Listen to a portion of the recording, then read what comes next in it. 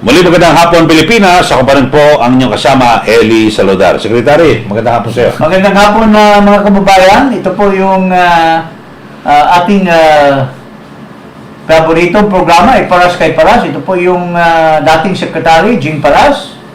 At bumabati po sa inyo. Magandang hapon. At ito po ang maestro, Paglinawan, na bumabati rin ng isang magandang araw sa inyo lahat. Oy, Secretary G, ano ba itong kaguluhan to? Lalo na dyan sa Senado. Kasi may mga lumilitaw na may mga senador na pumabor, di umano dito ho sa pagbabalik ng confidential funds para po sa tanggapan ng pangalawang Pangulo.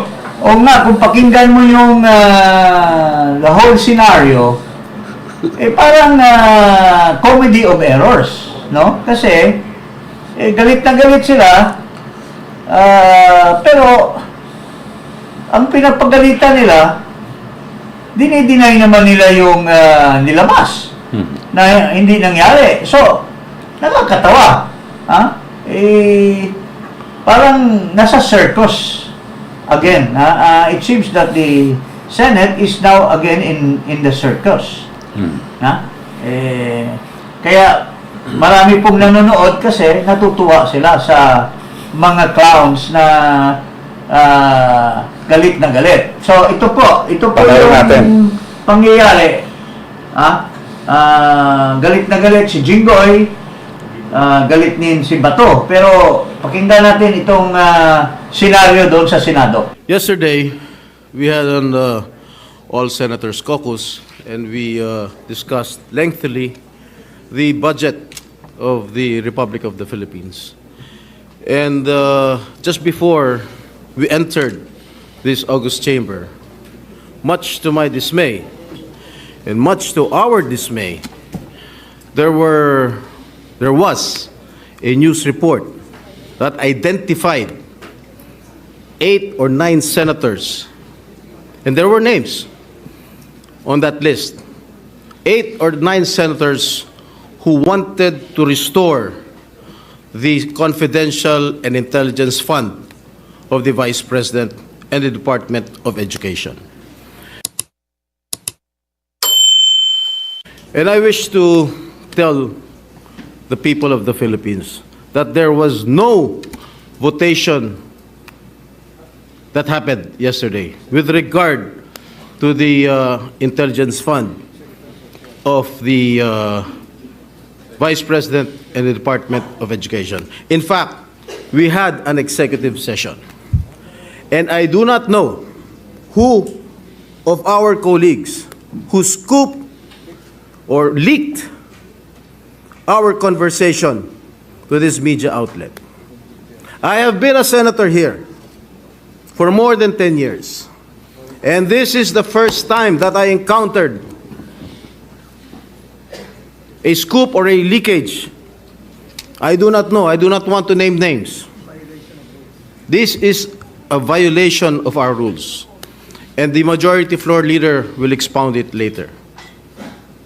Mr. President, we discussed lengthily for almost 2 hours the schedule, etc., of the budget of the Republic of the Philippines. We never touched or we never voted with regard to all the intelligence fund or confidential fund. In fact, we agreed unanimously to remove all the confidential and intelligence fund, not only that of the Office of the Vice President, including not only that of the Department of Education, but all security or civilian agencies na merong confidential and intelligence fund. So, mga kababayan, before we comment, pakita muna natin yung sino yung tinutukoy niya na mga senador. Ito yung mga siyam na senador. Ito, 9 senators reportedly want Sarah's confidential funds back galing sa politiko. Okay. Ngayon, balik tayo doon sa... Sino ba yung mga siyam na yan? Ayan. Yan, si Robin Padilla, Bongo, Bong Revilla, Bato de la Rosa, Jinggoy Estrada, Lito Lapid, Tol Tolentino, Cynthia Villar, and Pia Cayetano. Okay. Now, yun po ang nilabas. Pero, let's analyze itong dinadaldal nitong si Jinggoy Estrada. Sinasabi po niya na may leakage daw, may scoop na napag-usapan daw at naagrihan daw ng siyam na senador na i-restore yung yun ang accusation niya, na ito daw yung na-scoop. Pero pinagkasinungalingan niya na walang ganun. So, anong klase, anong na-scoop? Anong na-leak? kung hindi naman totoo yung ni-report, di fake news lang yan, hindi leak or scoop. Di ba? Naintindihan mo ba, Jinggoy, yung pinagsasabi mo? There is no scoop or there is no leak. Kasi, dapat sana, kung may scoop or may leak, dapat nire-report sana ng politiko na, it was agreed by the Senate that they will no longer, unanimous sila that they will not restore the confidential fund. If that is what really transpired, and yun ang nire-report, then you can say na na-scoop or na-leak yung sinasabi nyo. Pero kung ang sinasabi mong na-leak or na-scoop is that what happened, that is logically walang na-scoop or walang na-leak. Kasi wala namang gano'n na nangyayari na siyam sa inyo ay nagbubutuhan to restore the confidential fund of the Vice President. So, this is something na it's laughable. Another circus na naman dyan sa Senado. Kung wala, fake news. Fake news nga. But kung na-scoop, meron. Bakit masyadong pinalaki na if there is none that happened, walang bumoto ng ganon, let it pass. Let it go. Bakit nyo masyadong big pass just because lumabas yung pangalan nyo na ngayon and there is now an allegation and it would appear to the public na kayong siyam ay i-restore ninyo ang ni Sara. Bakit takot na takot kayo? Why are you so afraid to support the confidential fund of the Vice President? Nung panahon ba na nakikisip-sip kayo kay Duterte? Kay Inday Sara during the campaign? Kinakampanya kayo pagka-senador? Dinidenounce nyo ba si Sara? Ngayon, parang may leprosy si Sara na takot kayo na masabi na sinusuportahan nyo yung kanyang confidential fund. Anong klaseng loyalty mayroon kayo sa mga Duterte? Di ba? Takot na takot kayo.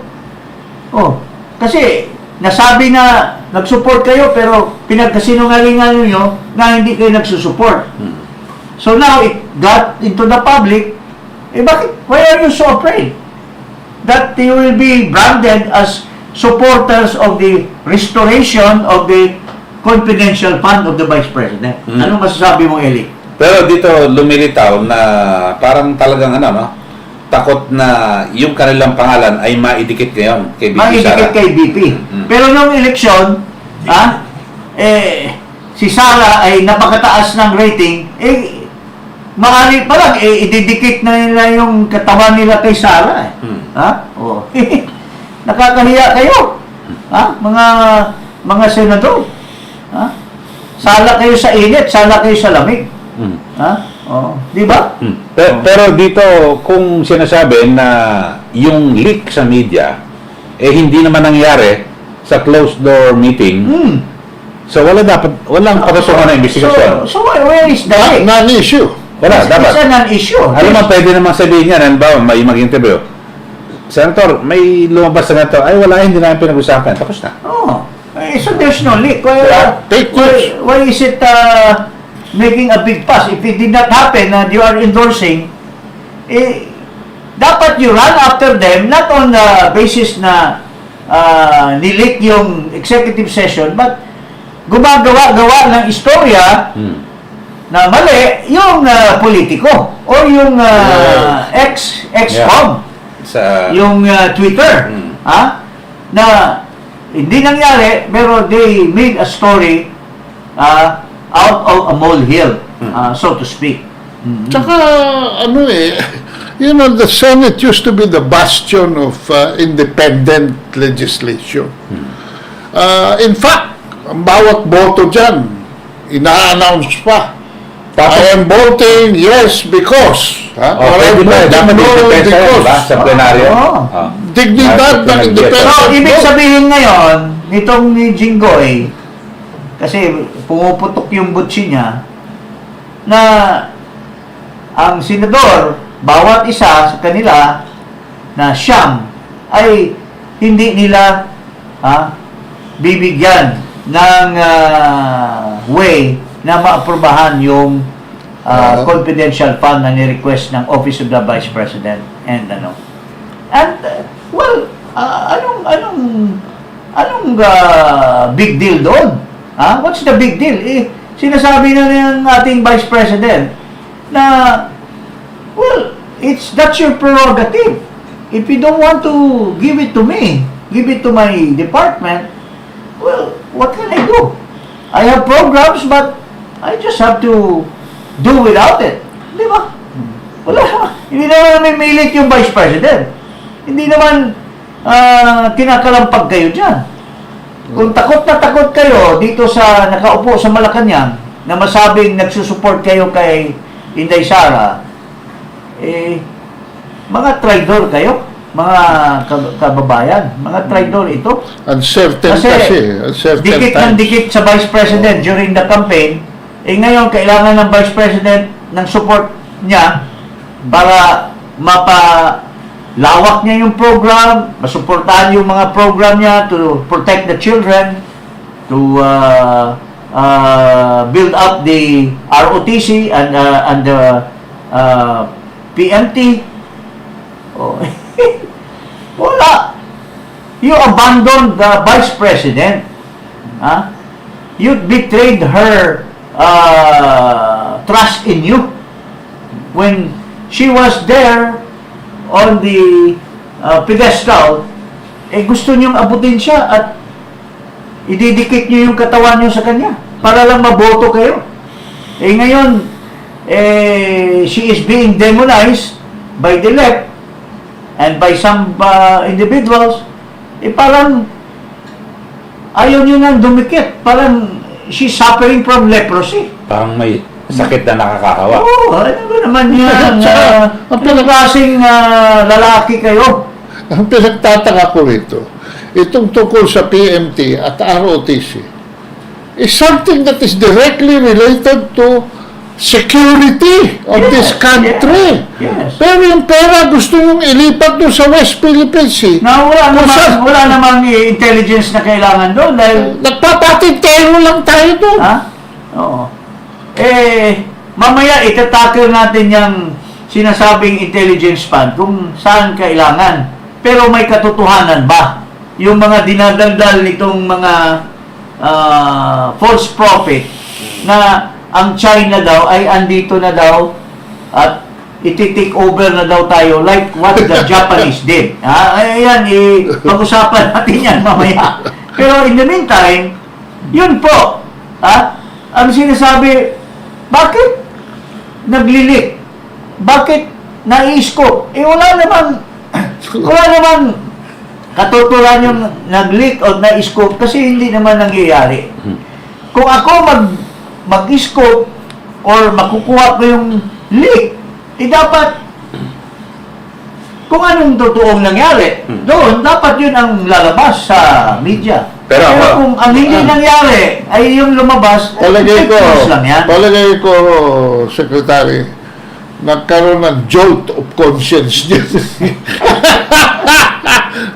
Binagabag sila ng konsyensya nila. Hindi nila alam kung anong gagawin nila. Pero aking perception lang Yes, dyan, yes. mukhang totoong nagkaroon ng botohan.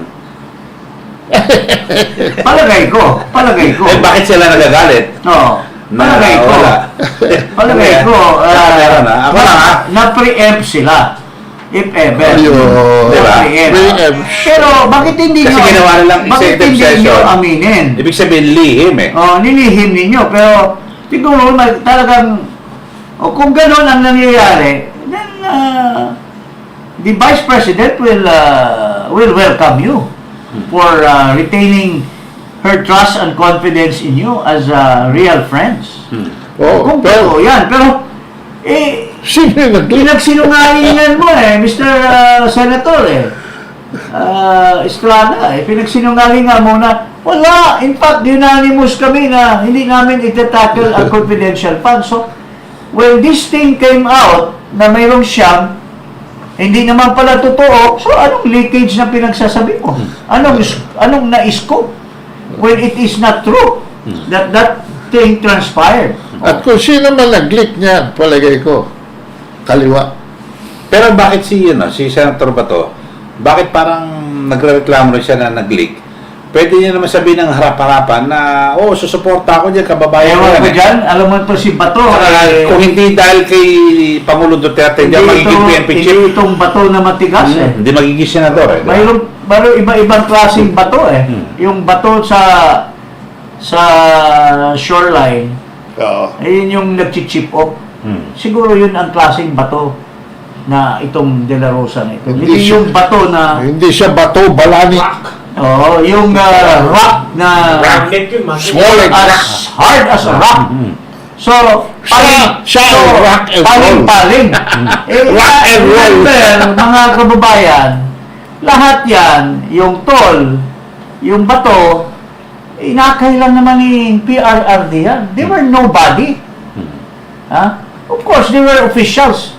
But to become senators, they will never become senators without President Rodrigo Duterte campaigning for them.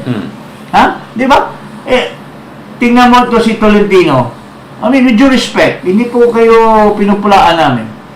Yung panahon na yellow ka, nagdala ka ng mga dancers doon sa saan ba yung stage ng Cavite? At na bulgar ka na mahilig ka pala sa dyan. MMDA ka sa panahon ni Noynoy Aquino. Nanalo ka ba? Inakay ka ni Noynoy, nanalo ka ba? Pero nung nagpa-friendly kayo kay Duterte, at siguro kamag-anak, sinasabi nyo kamag-anak kayo, at ginawa kayong political advisor, doon ka na-expose. At sinuportahan ka ni Duterte in the midterm election. So, dapat nga maninindigan kayo ngayon. Bato, ikaw, na we will restore the funds of the Vice President kasi we believe in her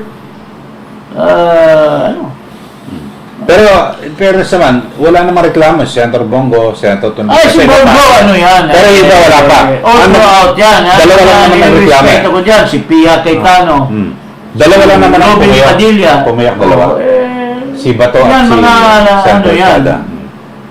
Cynthia Villar, maayos naman yan. At alam natin na kinabang kay Duterte yan. Yung kanyang anak, made so much during the term he was public works secretary. Ang dami nilang napagawa na daan dyan sa may Paranaque at Las Piñas.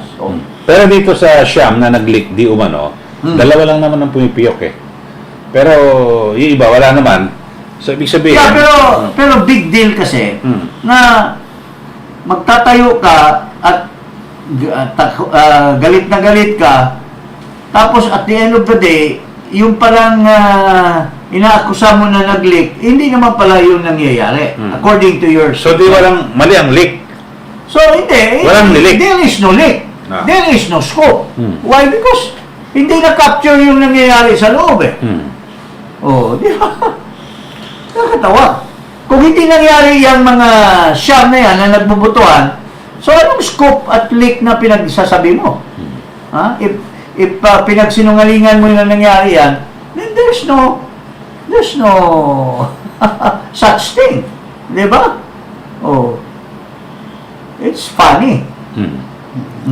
Now, going to the Senate also,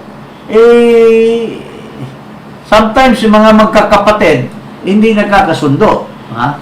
Yung mga ibang ambisyoso, magkapatid, mayroon namang pumupuna sa kanila. Ito, pakinggan natin si Bintulpo. Ito. Yang ngayon ay pork barrel, noon ay pork barrel, ngayon ay, anong tawag dyan? Mga funds, extraordinary expenses, extraordinary funds, or confidential fund. Ito daw po, hindi ito nakokowa kasi hindi ito nililiquidate na ina-itemize mo yung mga ginagastos mo. Tandaan, yung word, nililiquidate. Pag niliquidate mo, isa-isahin mo, i-itemize mo kung saan napunta. Ano bang ginawa? Bumili ka ba ng Suburban? Bumili ka ba ng ganito? O bumili para sa Kongreso? O bumili ka para... lahat na po yan, bahala ka na. Ay, yun po, hindi ka nagagawa kasi alam nyo bakit? Hindi po kasi liquidation ang tawag dyan. Ang liquidation ay itemize mo, ipapakita mo kung kailan mo ginasta, saan, paano. Sa halip na liquidation, ito ang modus certification. Certification lang na ginastos na ang pera, kaya walang pakialam ang COA. Anong titinan ng COA? Papel. This is to certify. Itong lihim ng Kongreso, kasama ng Senado, inilantad ni Roque dyan. Siyempre, upper house, lower house. Pork barrel, o yung pondong binibigay sa mga kongresista at senador, ang kinakailangan lang, certification. It goes like this. This is to certify that the fund of Congressman Talpulano, the amount of 150 million pesos for the year 2023 has been fully consumed, truthfully, sincerely on behalf of the Filipino people. Naloko. Ganun lang. Certification lang eh. Well, parang ganun. Certification lang. Niloloko tayo, mga boss, nitong matatakaw na to. May lihim sa hindi ko masabi. Eh, may mga utol ako roon eh. O mga tol, magsalita na kayo. Huwag kayong yuyuko yan. Pareho yun, may mga utol ako dyan eh. Salita na kayo, manindigan na kayo. Baka kasi masama pa kayo dyan. Dagdag lang natin ito. Kasi pinag-usapan natin ang Senado, andyan si Rapi Tulfo. Ano masasabi niya? Pati sa Congress din kasi. Si Erwin Tulfo naman doon sa House. Pero nanggaling sa kanilang kapatid, pinapalabas sa kanila kung anong nakukuha nila dyan. Kumanta na sila. Kumanta na sila. Pero siguro hindi pa naman natin masasabi. Kasi mga baguhan lang ito eh. Wala pang ano yan eh. Si Rapi, nakapag-upo na dyan. Hindi. First term niya lang. Ngayon. Pero dumaan na yung 2023 budget eh. Hindi, nung pumasok sila, ando na yung budget. Ngayon ang first time nilang... whatever. So, yun ang sinasabi ni Ben na ilabas yun na yung mga natanggap niyong pondo. Sa hamon ni President Rodrigo Duterte na maglabasan tayo ng kung ano man ang baho natin dyan sa ating mga posisyon bilang opisyal ng bansa. Pero siguro, kung talagang gusto natin pangalagaan yung pondo ng taong bayan, siguro yun ang pwedeng questionin sa Supreme Court na wag lang certification. Pwede ba yan, Secretary Jing? Ikaw, galing ka sa... Well, hindi eh. There must be a real controversy eh. So, siyempre, siguro, dapat mayroong magreklamo against the Commission on Audit at idadali nila sa Supreme Court. Ayaw mga gano'n. Kasi para matapos yung issue kung hindi in-audit ng yung mga extraordinary funds, hindi in-audit ng COA, anyone can raise that issue to the Supreme Court to compel by mandamos COA to perform its job. Na hindi lang selective sila in auditing funds of the government. Lahat na funds. Confidential, intelligence. Alam mo kasi yung confidential at intelligence fund, may special ano yan eh. May special procedure yan eh. Kasi ang purpose kasi niyan is to hide. To hide something.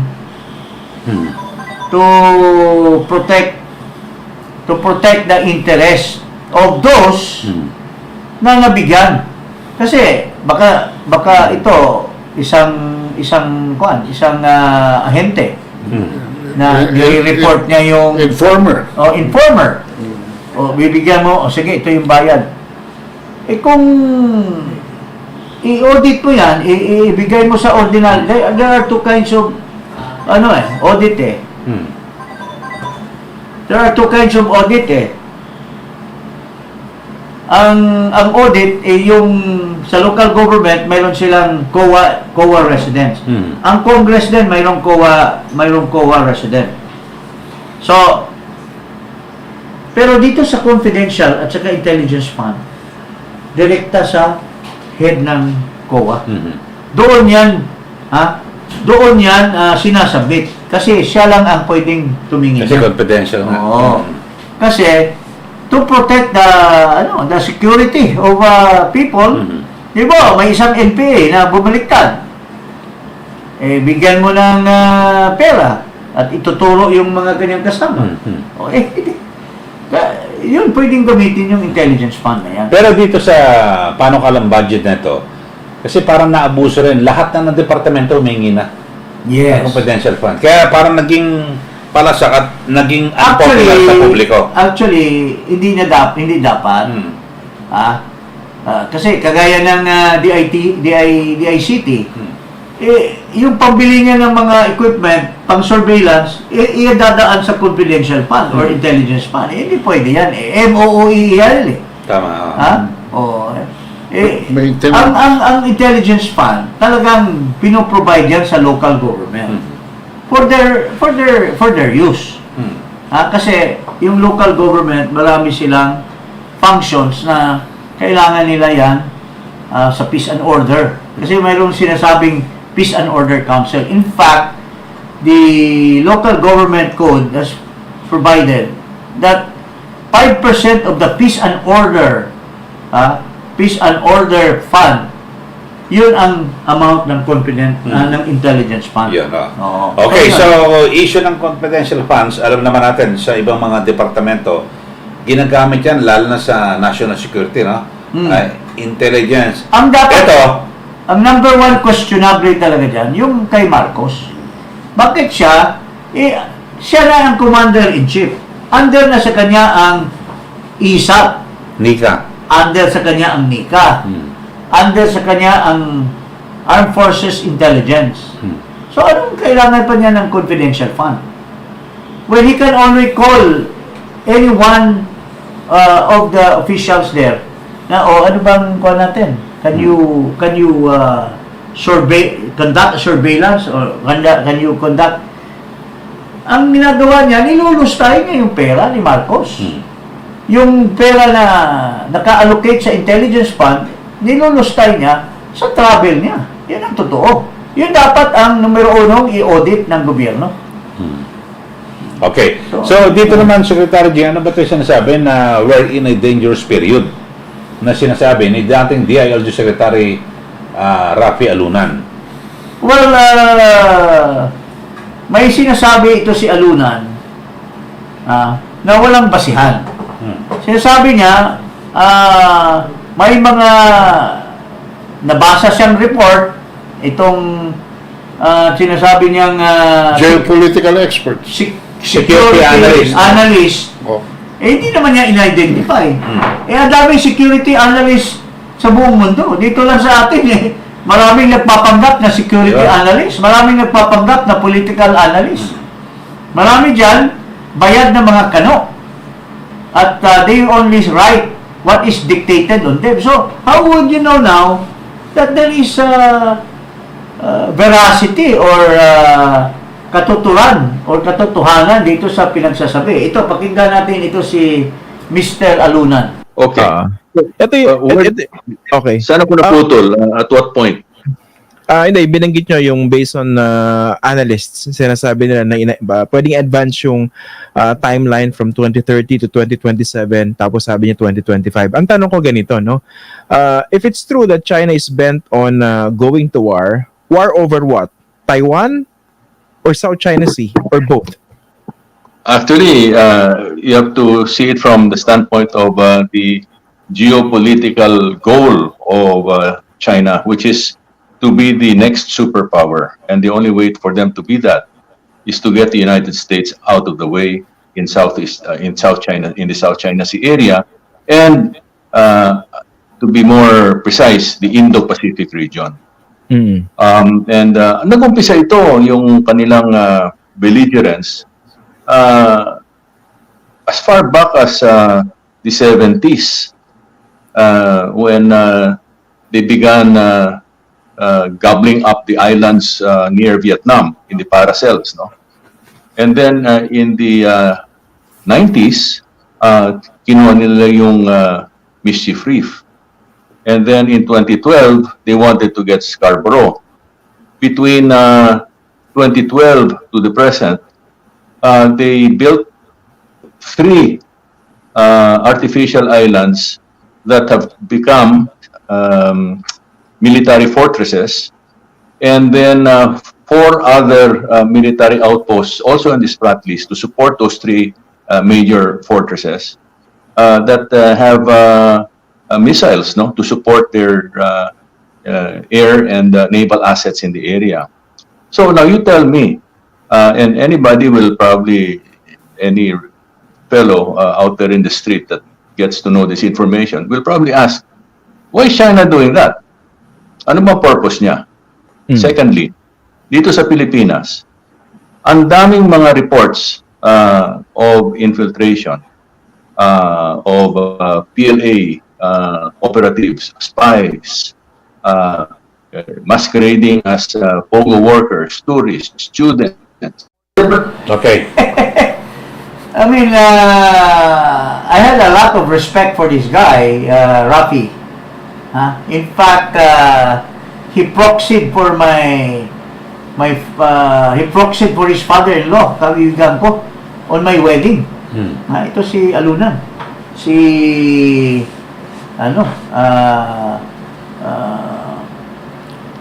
On my wedding, no? At may respeto ako, pero what is he talking about? Kung may mga sleeper cells, may mga reported, napaka-bupulso man ng PNP natin. At yung intelligence. Ano pa lang pinagagawa ng Department of National Defense? Why are they so concentrated on the South China Sea? What are the nandito kung may katotohanan itong sinasabi nitong Alunan na nandito yung mga Chinese nandito na sa atin, nandito yung gera. Di ba? Dapat pinag-uuli na yan. Kung mahina tayo dito, they have no reasons na makakayanan din natin doon sa South China Sea or sa West Philippine Sea. Ikusulta natin yan. If we cannot detect them here, ito si Ado, ano masasabi mo dyan? Maestro. Ang base ng weakness ng security ay wala sa mga ganyang threats. Ang talagang security na dapat pagtuunan, yung economic security. Kasi kung wala naman... You answer him first. Ano ba yung Sabi niya. basihan doon sa mga dinadaldal niya na we are now infiltrated? Parang sinasabi niya... Hindi naman kasi niya binabanggit yung source niya eh. Okay nga. So why don't you comment on what he is saying? Nagbabanggit lang siya talaga ng kung ano yung perception niya sa sarili at saka yung parang parang ang dating sa akin itong si Alunan, he's being attacked by a certain level of paranoia na he's seeing things already beyond what is... Believing certain writers na wala namang track record. At dinideny ng police forces natin. In fact, unang-una, kung sleeper cells yan, bakit may mga almas na nakita dyan? Hindi sleeper cells yan, criminal elements yan. Yeah, Oh. yeah. O, diba? Bakit siya maging over-interpretation at ililink pa niya doon sa mga paracel. Now, 70s pa kung Hindi naman 1970s pa di napakatagal naman na mag-invade ng China. Kung 1970 pa yan. Oh, at saka yung sa Scarborough Shoal was not planned by China in that sense. Kasi nagkaroon ng standoff doon it was provoked by us. Binigay natin. Oh. Ha? Dahil nagoyo tayo ng mga kano. Ha? Oo, di ba? Si Del Rosario believed that Assistant Secretary ng State Department Kurt Russell. that okay na daw. Oh. At sa halip noon ano na pala, nakuha na pala ng China yung nangyayari. Dahil inabandon natin yung area. Yes, Kasi ang usapan abandonan. No, I mean, let's talk logic here. Ano bang logic na for alunan to believe in such a way that China is going to wage war? From 2027 daw, ngayon, in advance nila to 2025. Anong makukuha nila sa Pilipinas? Are they going to do the same as what the Americans is envisioning na magiging puerto tayo? Ang Amerikano, gawin tayong puerto kasi malayo sila. Why does China need the Philippines to be their launching pad? Nandyan na sila. Di ba? There's no sense why China is going to invade the Philippines. Kung bigyan natin ng katuturan yung sinasabi niya parang sa Hapon ang nangyayari na una muna mga magtataho at mga there's no sense that China would invade us. Ang interest sa China is just their territorial waters. Di ba? Ang interest naman natin is also our territorial waters because there are islands and rocks or whatever in that area. So, ano Professor? So there's an existing conflict dyan. No? At Anong sinasabi ni Bubik Tiglao? Kasi I think he wrote an item to debunk the claim of this Rafi Alunan. ang sinasabi niya, not only Rafi Alunan, but Arevalo, itong dating spokesman. Arevalo, the spokesman of the former. the soldier that never was. I mean, he's never even gone into combat. Nandyan lang sa opisina yan, di ba? But he has more time to write stories. Sa kabuuan, ang sinasabi ni Bobby Tiglao, is unang-una, bakit yung binibigyan ng importansya yung fake news na yan over a source na ayaw niyo namang i-reveal, no? At hindi logical yung kino-construct ninyong senaryo, no? Putol-putol. So, ang sinasabi niya is there is a level of racism going on here, of turning our people against the Chinese. Yun ang direksyon. Which is dangerous kasi nagkaroon yan ng backlash sa Malaysia at saka sa Indonesia. Pero mali yan. Kasi if you're talking of racism, sino ba superior dito ngayon? Sino ba may pera? Si Henry C., si Casey Coson, si Andrew Tan, paano ano yan? They are the ones with money. They are the ones hiring Filipinos. So, di ba? It's unrealistic. Di ba?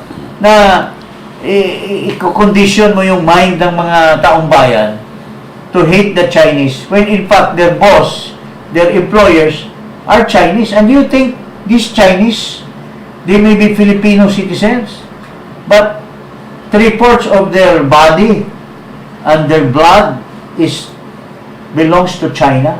Do you think ang loyalty niyan, mga Pilipino. I mean, that's my personal view, ha? Pagka nagkagera tayo, pupunta lang sa China yan eh. Iiwanan lang nila yung Pilipinas. You think, kasi may mga Jollibee yan doon eh. May mga negosyo yan doon eh. May mga SM yan doon. May mga SM yan, may mga deposito yan sa mga, I think their biggest deposits are in Chinese bank. Therefore, to si Luna, nagiging alarmist. Yes. Oh. I wonder why. I mean, he used to be, decent and logical. Tapos nagpa-interview pa siya sa isang bulok na interviewer. Somebody who invites you and will argue with you. Yan, I had a bad experience with this leftist eh. Itong nag-interview sa kanya na i-interviewin ka, tapos may sinasabi ka, i-insist niya yung gusto niyang sagot. Napaka-stupid nitong taong ito. So, I mean, I don't know, mabuti na rin, binoljak siya ni Alunan, in that sense. Okay. Okay. Okay, maraming salamat po. Salamat.